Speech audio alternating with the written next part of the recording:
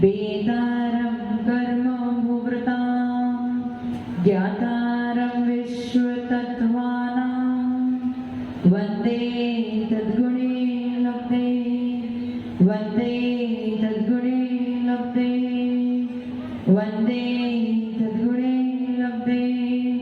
जो लोग बचपन में शिव भगवान की देवादिनाथ भगवान की अंतिम शासन प्रति महावीर स्वामी भगवान की परम पूज्य गुरुदेव श्री आदि सागर महावीर की विमल सागर सन्मति सागर जी महाराज की परम पूज्य गुरुदेव श्री सुंदर सागर जी महाराज की द्वादशाम जिनवाणी माता की इंद्रध्वज महामंडल विधान की बोले समस्त आचार्य संघ की। कल अंत में एक प्रश्न रह गया था। क्या प्रश्न पूछा था कि जम्बूद्वीप कितना है? 1 लाख योजन चौड़ा है और वो थाली के आकार का है। और धारकी खंड कितना चौड़ा था? 4 लाख योजन और उसका आकार कैसा था? चूड़ी का। तो मैंने आपको कल बताया था कि जम्बूद्वीप समान यदि धारकी खंड में भाग बनाए तो कितने भाग बनेंगे? 144 भाग बनेंगे। अब इसका उत्तर थोड़ा मैथ्स वाला है। अब मैथ्स जिसको समझ में आता है उसको समझ में आएगा। क्षेत्रफल क्या होता है? Pi r square. Pi r square होता है ना, 2 पाई आर नहीं होता है, वो परिधि होती है 2 पाई आर। पाई आर स्क्वायर क्षेत्रफल होता है, एरिया। ठीक है। अब आपका जो धारकी खंड है वो धारकी खंड का क्षेत्रफल कितना है? कौन बताएगा? पंकज जी आप बताओ, कितना रेडियस है उसका? 4000। 4000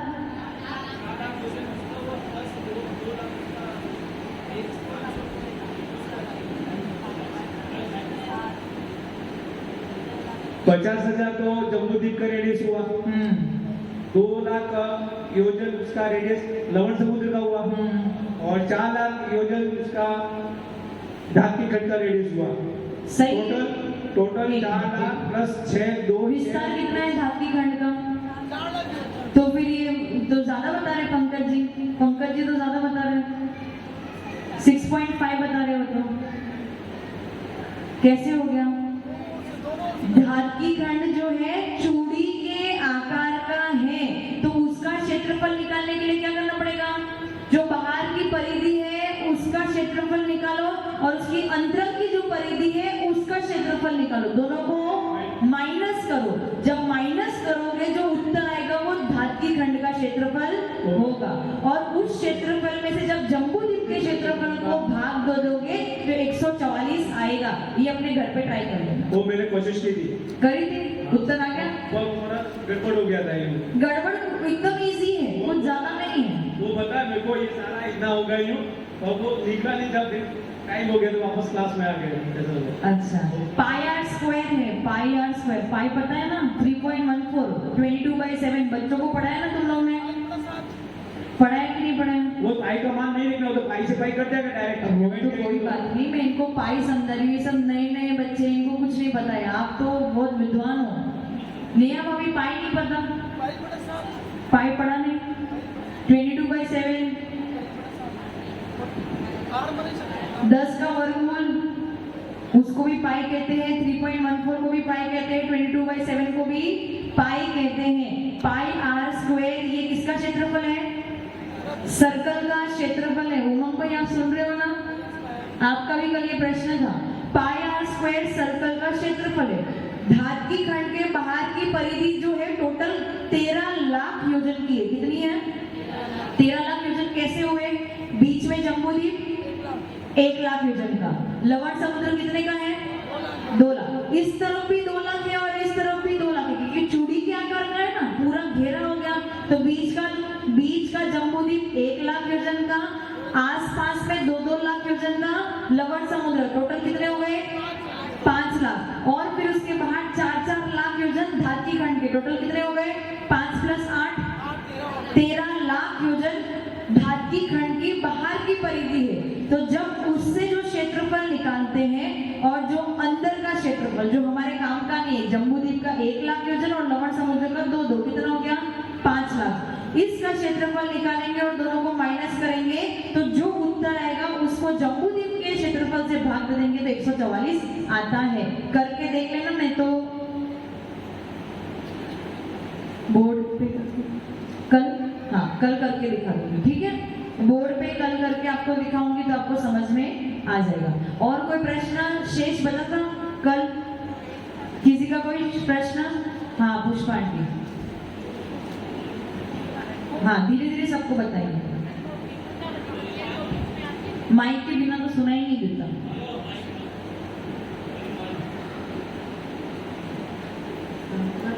वो विभंगावती नदी बताई थी ना बीच में, वो कौन सी क्या है विभंगावती से मतलब क्या है? अच्छा, विदेश क्षेत्र विभंगा है, वो विभंगा भंग करने वाली विभंगा नदी है, ठीक है।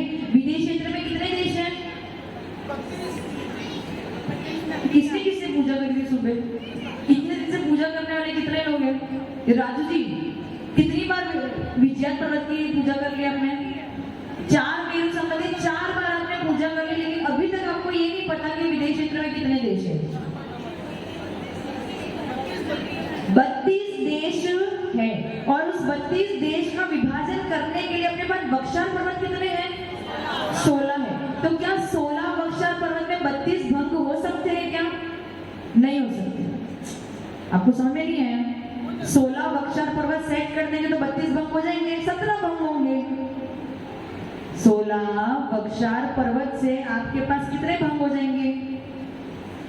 अगर 16 बख्शार पर्वत को मैं बीच में खड़ा कर दूं तो कितने भंग हो जाएंगे आपके पास? 17 हो जाएंगे, उससे ज्यादा थोड़ी ना होंगे। समझ में आना है? बीच में 16 बख्शार पर्वत को खड़ा कर दिया, कितने भंग हो जाएंगे? 17। पर हमें देश कितने चाहिए? 32 देश चाहिए, इसलिए 2-2 बख्शार पर्वत के बीच में एक विभंगा नदी है। तो 16 बख्शार पर्वत और 12 विभंगा नदी, इन सबको मिला के 32 देश उत्पन्न होते हैं। समझ में आ रहे हैं? 16 + 12 कितने हुए? 28 हो गए। और देवारण्य वन और भूतारण्य वन भी है, जिसका आपने वर्णन सुना नहीं, क्योंकि वहां पे अकृत्रिम चैत्यालय तो है नहीं, इसलिए आपने उसकी पूजा करी नहीं, लेकिन देवारण्य वन और भूतारण्य वन भी है। ऐसे सब मिला के आपके 32 देश उत्पन्न होते हैं, भंग बनाते हैं। मतलब हर 2 बख्शार पर्वत के बीच में एक विभंगा नदी है, जो बख्शार पर्वत के जो क्षेत्र है उसके भी 2 क्षेत्र बना देता है। इस प्रकार से 32 क्षेत्र बनते हैं। 12, 6 नहीं है, 12 है। हाँ पंकज जी अपना प्रश्न पूछो। इस प्रश्न पुष्पा डेचर जी, ये जो आपने प्रश्न पूछा ना, इसका कल पूरा विदेश क्षेत्र का बना के आपको ड्राइंग बना के मैं दिखा दूंगी किस प्रकार से बख्शार पर्वत और विभंगा नदी स्थित है। एक तो 144 वाला बताना है, एक आपका उत्तर बताना है। हाँ फिर नमस्कार आचार्य श्री, वंदना माता जी। मेरा प्रश्न ये है कि आज जैसे अजितनाथ तीर्थंकर भगवान के अधिकतम 160 उनके काल में 160 तीर्थंकर 170 हो सकते हैं।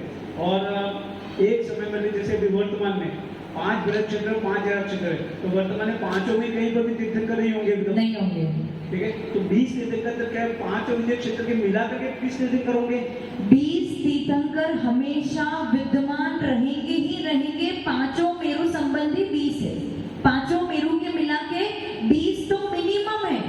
ऐसा कोई भी समय जीवन में नहीं बीता जब 20 तीर्थंकर ना हो। 20 तीर्थंकर तो हमेशा है, शाश्वत है।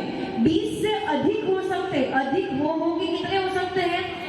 170 हो सकते हैं मैक्सिमम। अजितनाथ भगवान के काल में 170 तीर्थंकर थे। कैसे थे 170? कैसे थे 170? पवन पंकज जी बता रहे। 5 बृहद और 5 अरब के वो 10 हो गए। 10 हो गए। फिर उसके बाद जितने भी विदेश क्षेत्र 5 विदेश क्षेत्र है, तो 32 × 5 160 हो गए। समझ में है आपको? कितने? एक मेरु पर्वत के कितने विदेश क्षेत्र के भंग कितने हैं? देश कितने हैं? 32। कितने ब्लैंक क्यों दिख रहे हो? अच्छे से उत्तर दो। एक विदेश क्षेत्र में कितने देश हैं? 32। ऐसे कितने विदेश क्षेत्र है अपने पास? 5। 5 × 32 करो, 160। और भरत क्षेत्र के 5 और ऐरावत क्षेत्र भी कितने हो गए? तो मतलब इसका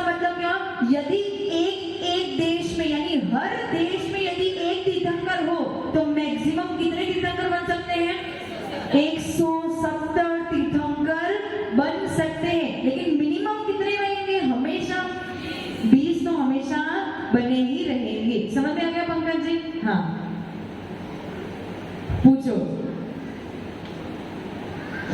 नमस्ते गुरुदेव, वंदना माता जी, वंदना भैया जी। कल आपने बताया था 24 तीर्थंकर, वो विद्यमान 20 तीर्थंकर वाली बात समझ में आ गई। उसके अलावा जो अभी वर्तमान के अपन जो 24 तीर्थंकर हैं हमारे भगवान तक, और कल ये बात होती कि ये वापस चतुर्थकाल में यही नाम से 24 तीर्थंकर होंगे। नहीं, ये बात नहीं होती। ये बात हुई थी कि जो विद्यमान 20 तीर्थंकर होते हैं उनके नाम वहीं के वहीं रहते हैं, सिमंदर, युगमंदर, बाहु, सुबाहु आदि यही रहेंगे। लेकिन अपने जो भरत क्षेत्र और ऐरावत क्षेत्र में जो 24 तीर्थंकर आने वाले हैं उनके नाम बदलते रहते हैं। ये शाश्वत तीर्थंकर नहीं है, परंतु जो विद्यमान 20 तीर्थंकर की बात कर रहे हैं वो शाश्वत है, इसलिए नाम सेम रहेंगे।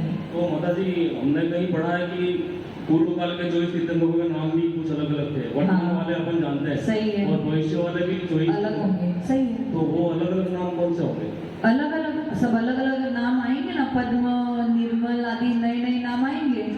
तो क्या पूछ रहे हो? विदेश क्षेत्र के किसका पूछ रहे हो आप? विदेश क्षेत्र के विद्यमान 20 तीर्थंकर, भविष्य के जो 24 तीर्थंकर, किसके? भरत क्षेत्र के नाम। वो तो इतना ज्यादा नॉलेज नहीं है। लेकिन 24 तीर्थंकर कहाँ के होते हैं? भरत और ऐरावत क्षेत्र में 24 तीर्थंकर होते हैं, वो भी अलग अलग काल में होते हैं। एक तीर्थंकर आदिनाथ भगवान के काल में, अजितनाथ भगवान के काल में संभवनाथ नहीं थे, सबका अपना अलग अलग काल था। लेकिन टोटल काल में कितने तीर्थंकर हुए? तो उत्तर क्या दोगे? एक के बाद एक हुए। लेकिन ये जो विद्यमान 20 तीर्थंकर एक साथ विद्यमान है, उनमें कभी भी विरह नहीं पड़ेगा, यानी कोई भी ब्रेक नहीं पड़ेगा। ये लेकिन 72 तीर्थंकर हुए, पूर्व के, वर्तमान के और भविष्य के तीनों मिलाकर। किसकी? ये भरत क्षेत्र के हुए। भरत क्षेत्र के पूर्व के जो काल में जो 24 तीर्थंकर हुए थे वो, आज के जो 24 तीर्थंकर है वो, और अगले काल में जो 24 तीर्थंकर होने वाले हैं वो इसके भरत क्षेत्र के। विदेश क्षेत्र के अलग ही है वो तीर्थंकर, ठीक है। ऐरावत क्षेत्र के इससे भी अलग तीर्थंकर है, आपको उनके नाम नहीं पता, परंतु ऐरावत क्षेत्र के भी अपने अलग 24 तीर्थंकर भगवान है। हाँ, समझ में आया ये वाली बात? विद्यमान 20 तीर्थंकर कहाँ के हैं? कौन से क्षेत्र के हैं? और आपके भरत क्षेत्र के कितने तीर्थंकर हैं? और वो भी एक साथ हुए क्या? अलग अलग हुए। लेकिन विदेश क्षेत्र के 20 तीर्थंकर एक साथ हुए। और जैसे आपकी भरत क्षेत्र की व्यवस्था है, जिस प्रकार के मनुष्य आप लोग यहाँ पे हो ना, वैसे ही सेम टू सेम मनुष्य ऐरावत क्षेत्र में भी इसी प्रकार से धर्म आदि हो रहा होगा। समझ में आया? समझ में आया? और प्रश्न? हाँ नैना। हाँ, एक मिनट, माइक आ रहा है।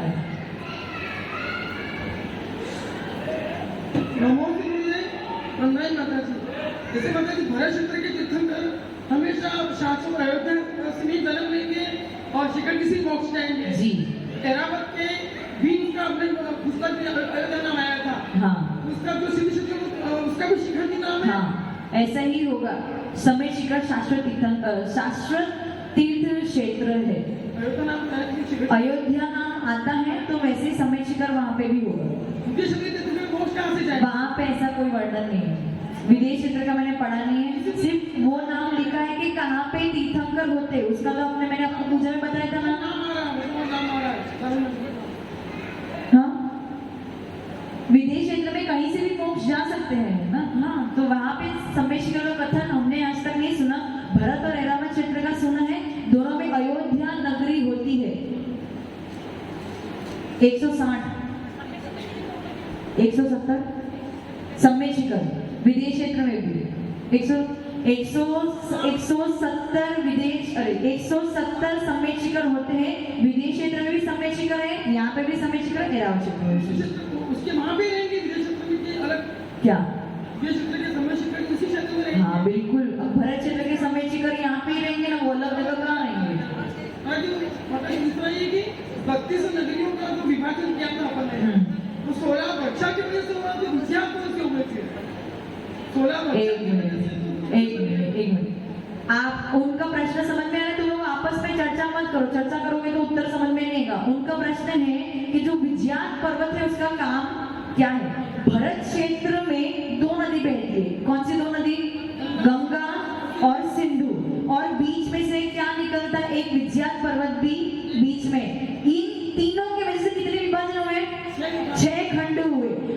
प्रकार से जो विदेश क्षेत्र के जो देश है ना, कच्छा, सुकच्छा, महाकच्छा आदि, इन देशों में भी 2 नदी निकलती है और बीच में विज्ञान पर्वत है, जिसकी वजह से उस देश के 6 खंड होते हैं। वो विज्ञान पर्वत का काम क्या है? 6 खंड उत्पन्न करना, एक एक देश के 6 खंड उत्पन्न करना।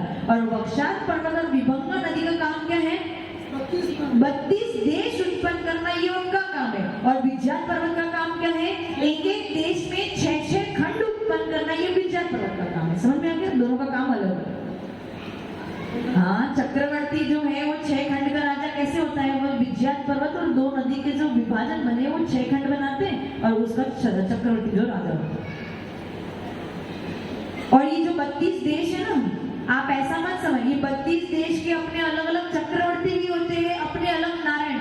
ओम पंकज जी, अलग चर्चा मत करो। राजू जी, सुबह पूजा में भी ध्यान नहीं होता है, शाम की क्लास में भी आपका ध्यान नहीं होता है। आप ऐसा मत सोचना कि केवल तीर्थंकर ही होते हैं उन विदेश क्षेत्र में। उस विदेश क्षेत्र के 32 देशों में अपने अलग अलग चक्रवर्ती भी होते हैं, अलग नारायण, अलग प्रतिनारायण, अलग कामदेव, सब अपनी अलग अलग व्यवस्था होती है।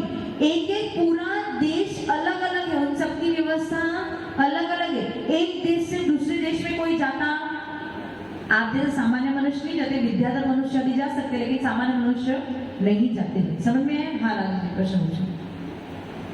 हाँ पंकज जी, आप पूछो। मेरा प्रश्न ये है कि जैसे अपने भरत क्षेत्र में 5 खंड है और एक आर्यखंड है, तो विदेश क्षेत्र में भी क्या यही व्यवस्था है? हाँ बिल्कुल सेम यही व्यवस्था है। जैसा आपका भरत क्षेत्र एक है, ऐरावत क्षेत्र एक है, वैसे ही विदेश क्षेत्र में 32 क्षेत्र बनते हैं। वो एक एक भरत के समान, भरत क्षेत्र के समान है। समझ में आ गया? हाँ, प्रश्न पूछिए। एक एक करके।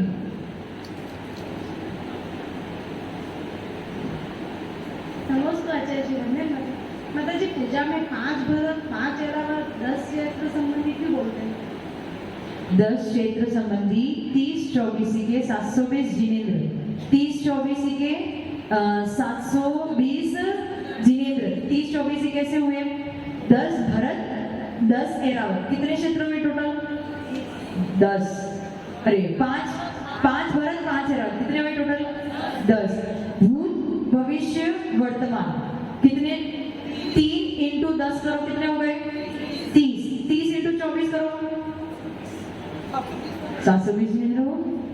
समझ में है? 20 समझ में है? 5 भरत, 5 ऐरावत, कितने क्षेत्र हो गए? 10। 5 भरत, हर मेरु संबंधी एक भरत क्षेत्र है। कितने मेरु है यहाँ पे? तो भरत क्षेत्र कितने हुए? ऐरावत क्षेत्र कितने हुए? टोटल कितने हुए? भूत, भविष्य, वर्तमान कितने हुए? 3। तो 10 इंटू 3 करो, 30। 30 इंटू तीर्थंकर कितने होते हैं? 24। 30 इंटू 24 करो, 720 जिनेंद्र। समझ में आ गया? इसमें विदेश क्षेत्र की गिनती नहीं करनी है। नमस्ते आचार्य श्री वंदना माता जी, विदेश क्षेत्र में तीर्थंकर हमेशा विद्यमान रहते हैं, तो एक तीर्थंकर को जैसे मोक्ष हो गया तो तुरंत दूसरे का जन्म होते हैं, केवल ज्ञान। दिव्य ध्वनि, वहां पे समोशरण की रचना जो है उसका कभी अभाव नहीं होता है, हमेशा वहां पे समोशरण लगा रहेगा। राजू जी, क्या बताया मैंने अभी? सुना ही नहीं, मेरे को पता था आपका ध्यान कहीं और था। और कोई प्रश्न? किसी को प्रश्न पूछना है? नहीं पूछना? माता जी, हाँ, वो जो अभी बताया कि एक केवली को मोक्ष हो जाएगा और दूसरे को केवल ज्ञान प्राप्त होगा, तो ऐसा बताते हैं कि एक केवली दूसरे केवली के दर्शन नहीं करते, परंतु वो तो सामान्य है, अगर वो केवल ज्ञान प्राप्त है और वो क्या दर्शन करने जाएंगे क्या? जैसे कि एक जो केवली बनने वाले हैं और एक केवली है, तो जो है केवली बनने वाले वो केवली के दर्शन करने जाएंगे? नहीं जाएंगे, वो स्वयंभू होते हैं। तीर्थंकर का यही नियम है, वे स्वयंभू होते हैं। वो केवली किसी के भी सामने नमस्कार नहीं करते हैं। पर अभी तो केवल ज्ञान हुआ नहीं।